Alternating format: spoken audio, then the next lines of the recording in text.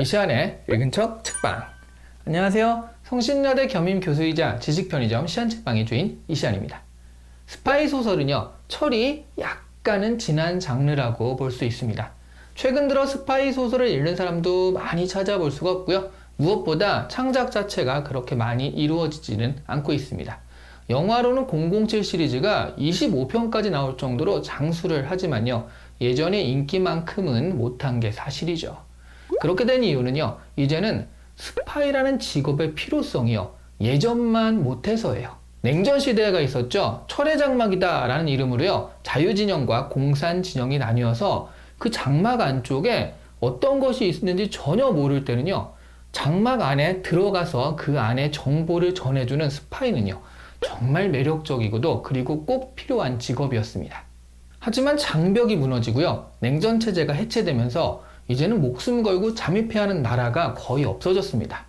그래서 007 시리즈에서는요, 북한 같은 경우가 주적으로 설정되기도 했어요. 들어가기가 어려우니까요. 하지만 최근 들어서는 결국엔 나라가 아닌 기업의 음모나 국제적 빌런 집단의 음모로 그 주적의 대상이 바뀌었죠. 이래저래 스파이 소설은 과거로부터의 유산이라고 할 수도 있겠습니다. 오늘 소개해드릴 책은요, 그런 스파이 소설의 고전이자 단순한 장르 소설의 차원을 넘어서 본격 문학으로도 인정받고 있는 책입니다. 존 르카레의 추운 나라에서 돌아온 스파이입니다. 소설의 처음 장면은요, 베를린 장벽이 존재하던 시절에 동베를린 검문소를 통과하여서 서베를린으로 향하던 정보원이 총격을 받아서 죽는 장면에서 시작을 합니다. 이 정보원이요, 영국 정보부에서 베를린에 심어둔 마지막 정보원으로요, 이 사람을 마지막으로 영국 정보부의 베를린 조직은 붕괴되고 말아요. 그래서 영국 정보부의 베를린 담당자인 리머스는 이에 충격을 받고요, 그리고 좌천돼 버리죠. 그래서 백오피스라고 하죠. 사무실에서 일하다가 결국 정보부를 퇴직하고 술에 쩔어서 살게 됩니다. 돈이 떨어져서 직업훈련소에서 소개한 도서관에 잠깐 근무하기도 하는데요. 여기서 리즈라는 여성을 만나 연인 사이로 발전하게 되기도 합니다. 하지만 리머스는 식료품 가게 주인을 폭행하고 감옥에 가게 돼요. 감옥에서 나온 리머스에게 독일의 공작원이 접근을 합니다. 그리고 정보 거래를 제안하죠. 나라까지 떨어진 리머스는요, 결국 그 거래에 응해서 네덜란드로 건너가고요, 거기서 또 베를린으로 가게 됩니다. 베를린에서는 독일 정보부의 2인자인 피들러를 만나게 돼요. 신문 과정에서 리머스의 정보는요, 독일 정보부의 1인자인 문트가 사실은 영국 정보부의 스파이라는 사실을 가리키게 됩니다. 그래서 피들러는 문트를 체포하고요, 재판에 붙이는데요. 재판에서 리머스의 연인이었던 리즈가 소환되고 새로운 사실이 드러나면서 전세가 역전되고 맙니다. 사실 리머스는요, 문트에게 죄를 덮어씌우기 위해서 나락으로 떨어진 척 연기를 하는 거였어요. 그러니까 술에 쩔어 살고 쫓겨나고 누구를 폭행하고 그런 것들이 전부 다 연기였던 거죠. 그러면서 문트에게 문제가 있다는 정보를 흘리도록 설계된 이중 스파이였던 겁니다. 영국 정보부의 노란한 꼴이 된 피들러는 숙청당하고 맙니다.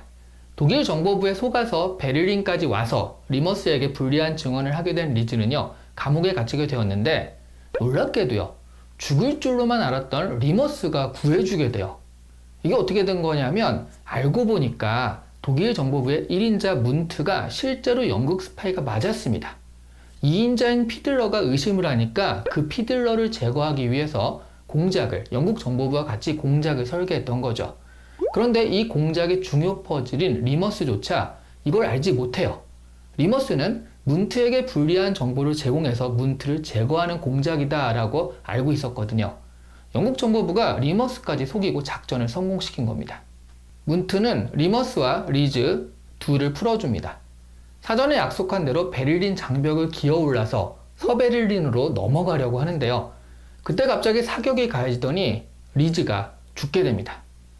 문트는 자신의 정체를 알고 있는 일반인인 리즈를 도저히 살려둘 수가 없었던 거죠.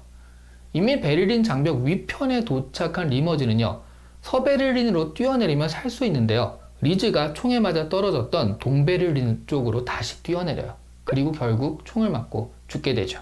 사실 처음 이 소설이 나온 당시로서는요, 반전의 반전, 이중 스파이의 삼중 스파이 작전 같은 복잡함 때문에 극찬받은 작품이지만요, 요즘 나오는 영화들은 웬만하면 이런 반전을 가지고 있어서요. 지금의 눈으로 보면 어느 정도 예상 가능하긴 합니다.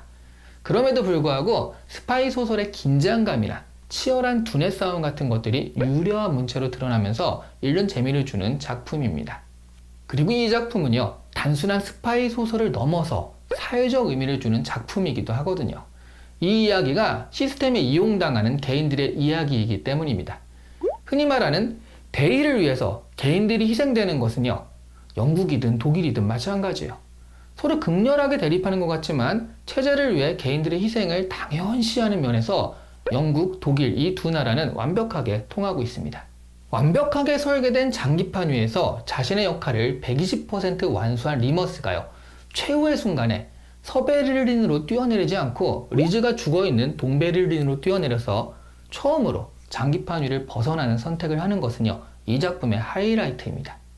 리즈를 만나 리머스는 하찮은 것들의 아름다움을 알게 되고요, 처음으로 세상을 직업 스파이의 눈이 아닌 그냥 인간의 눈으로 보게 되는 경험을 합니다. 리머즈의 선택은 그가 최종적으로 시스템보다는 개인을 선택했다는 것을 의미하죠. 아이러니하게도요, 추운 나라에서 돌아온 스파이라는 제목과 다르게 리머스는 돌아오지 못합니다. 하지만 돌아오지 못한 것은 육체고요, 그의 정신은 스파이라는 세계에서 인간의 세계로는 돌아가는 결말이죠. 그래서 저 제목이 의미가 있는 것 같습니다. 또 아이러니한 점은요, 겉으로는 조국을 배신한 것 같이 구는 리머스는 사실 조국을 위해 일하고요, 겉으로는 조국을 위해 일하는 것 같은 문트는 조국의 배신자라는 사실입니다. 독일 정보부의 2인자인 피들러는 누구보다 조국에 충실했지만 반역자로 숙청당하고 말이죠. 조국이란 대의로 개인들에게 희생을 강요하지만 그 대의는 과연 완벽한 가치일까요? 이 인물들이 처한 상황들을 보면 대의라는 건 시스템을 장악한 개인들의 탐욕이 다른 개인들을 희생시키는 명분, 그 이상도 그 이하도 아닌 것 같습니다. 오늘 이 시간에 읽은 척 책방은 존 르카레의 추운 나라에서 돌아온 스파이였습니다. 좋아요와 구독은 좋은 대의인데다가 개인의 희생도 필요 없습니다. 갈등의 여지가 없는 것이니까 꾹 눌러주시면 되겠습니다. 감사합니다.